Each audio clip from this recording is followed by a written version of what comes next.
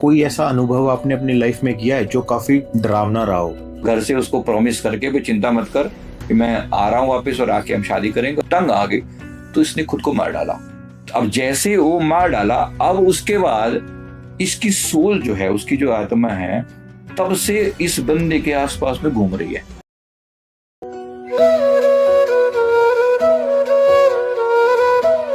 आप अपने एक्सपीरियंस से हमारी ऑडियंस को ये बताओ कि कोई ऐसा अनुभव आपने अपनी लाइफ में किया है जो काफी डरावना रहा हो और जिससे लोग ये समझ सके कि हाँ, जो सोल कनेक्शन होते हैं वो आपकी कार्मिक लाइफ पे बेस्ड होते हैं। एक बंदे का मैं पीएलआर कर रहा था। वैसे तो बहुत सारे किए, मेरे टोटल लगभग 40,000 के आसपास पीएलआर हो चुके हैं। अच्छा। एक दिन में हम 7-8-9 पीएलआर निकालते हैं, कभी कभी 10 या 12 भी हो जाते हैं। हमें लगभग 6-7 साल हो चुके हैं, कांस्टेंट चल रहा है लगातार। तो अच्छे खासे, मतलब कभी कभी बहुत ज्यादा भी हो जाते हैं। तो एक ठीक ठाक अच्छा खासा नंबर है। और फिर हमारे टीम मेंबर भी हैं, हम मिलके करते हैं, 5-6 लोग हैं। तो इस हिसाब से एक व्यक्ति के साथ हमने उसने प्रॉब्लम शेयर करी। उसने कहा कि मेरे ना, जब भी शादी की बात होती है ना, ऐसी रुकावट पड़ती है जिसका कोई हिसाब नहीं। मतलब उसने कहा कि, मतलब जैसे उसने बताया कि शादी के लिए मतलब लड़की वाले देखने आ रहे हैं तो उन कार का टायर पंचर हो गया, रास्ते में गए अटक गए। मतलब ऐसा कि ऐसी बेसिक सी चीजें जहां अटक गई, लड़की बीमार हो गई, कुछ ऐसी घटना घट गई जिससे किसी भी हालत में कोई मेरे तक पहुंच नहीं पा रहा। पहली बात तो पहुंच गया गलती से, तो पहली बात में या तो ना हो जाएगी, या थोड़े दिन बाद करकुरा के जो बात आगे बढ़ने लगेगी, उसके बाद फिर ना हो जाएगी। कह रहा है कम से कम मेरे को अभी तक 25 से ज्यादा लोग रिजेक्ट कर चुके हैं अलग अलग। मेरे को प्रॉब्लम क्या है, क्या दिक्कत है? अब इसका जो हमने पास्ट जब देखा तो पता चला कि ये बंदा जब पास्ट लाइफ में एक किसी साहूकार का बेटा था, और इसने किसी लड़की के साथ इसका प्यार हुआ। उस लड़की के साथ मतलब अच्छे खासा उन्होंने एक दूसरे के साथ प्रॉमिस, वायदे, हम ऐसा साथ जिएंगे मरेंगे, ऐसा वगैरह वगैरह वगैरह, बड़ी लंबी चौड़ी अपनी वो कर कुरा के, जैसे हम सबकी सुनते हैं कहानियां, तो ऐसी कहानियां बड़ी हुई। समय आने पर उसके पिता ने उसको कहीं किसी बिजनेस के लिए कुछ समय के लिए घर से बाहर भेजा।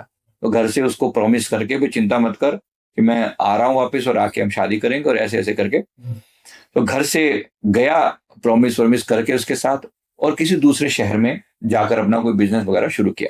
कुछ समय बीता, उसके बाद बिजनेस जो भी, इस लड़की को समाज में इतनी बदनामी हो चुकी थी कि इसको बहुत लोगों ने लताड़ना कि तेरा तू ऐसे करती थी। मतलब शादी तो हुई नहीं थी, तो समाज में बदनामी बड़ी हो गई थी, क्योंकि वो किसी, मतलब उसका बेटा था, सेठ टाइप का बंदा था वो, उसको सब जानते थे। उसके चक्कर में सारे इसमें बदनामी हो गई।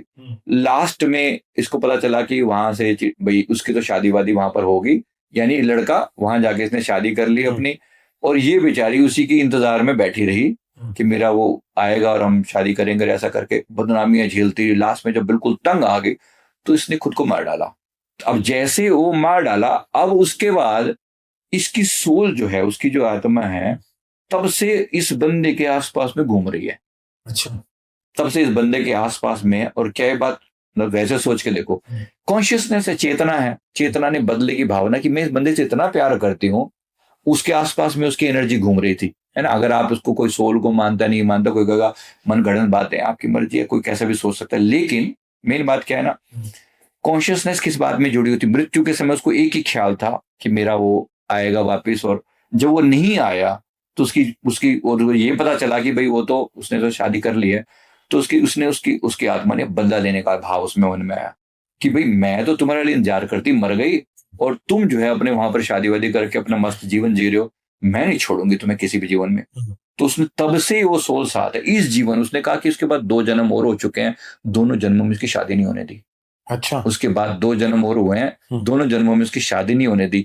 ये तीसरा जन्म है, और तीसरे जन्म में भी वो लड़की उसकी ऊर्जा उसके आसपास में है, उसकी एनर्जी है, और कोई आ जाए उसके आसपास में, शादी की बात नहीं चलने देती, जो मर्जी हो जाए। तो सर इसको फिर सुधारा नहीं जा सकता जब उसके 2 जन्म हो चुके हैं तो? अब देखो, सुधारने की बात यहीं पे आई ना, ये बंदा कहीं ना कहीं से इसने कुछ शुभ कर्म किए जो ये पहुंचा हमारे पास। ये भी तो कहीं से एक रास्ता मिला ना कि भाई अब देखूं तो सही क्या रहा है। शादी नहीं हो रही, इतनी बार रिजेक्ट हो चुका हूं, हो ही जा रहा हूं, और ऐसी ऐसी चीजें रुकावट आ रही है। खैर आया तो अब हमने इसको कहा भाई तुम सबसे पहले इस आत्मा से माफी मांगो, चाहे तुम उसे देख पा रहे हो या नहीं देख पा रहे, लेकिन वो तुम्हें देख पा रही है, तुम्हें जानती है अच्छे से। इसलिए थोड़े बहुत रोने पिटने से नहीं होगा, दिल से रो, इसके सामने बार बार गिड़गिड़ा कर माफी मांगो, क्योंकि तुमने बहुत कष्ट दिया इसकी आत्मा को।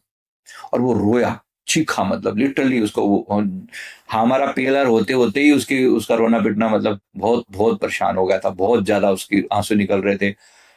उस समय भी उस सोल से हमने बार बार जो हमारे ऊपर आ रहा था मैसेज कि वो माफ करने को तैयार नहीं हूं मैं इसको, क्योंकि मुझे जन्मों से झेल रही हूं मैं इसको दर्द को। लास्ट में उसको हमने कहा कि 41 डेज का एक प्रोसेस बताया कि तुम कांस्टेंट माफी मांगो और भगवान शिव से प्रार्थना करो, क्योंकि उस जीवन में भगवान शिव को मानते थे, इस जीवन में भगवान शिव को मानते हैं। 41 डेज तक लगा था, उसने माफी प्रार्थना की कि मन वचन कर्म से मैंने तुम्हें बहुत तकलीफ दी है, मुझे माफ कर दो, मुझे माफ कर दो, मुझे माफ कर दो। दिन में 20-25 मिनट वो इसी बात पे लगाते और जाप करते ओम नमः शिवाय का।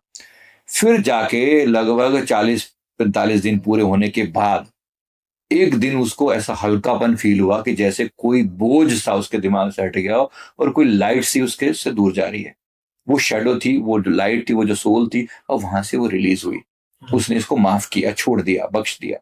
फिर हमने माफी, क्योंकि प्रार्थना हम तो यही कह सकते हैं भी अपनी जिम्मेवारी स्वीकार करो, भागो नहीं, बिल्कुल भाग नहीं सकते। जब उसने स्वीकार किया, फिर उसके बाद माफी मांगी, तो उस सोल ने उसे माफ किया।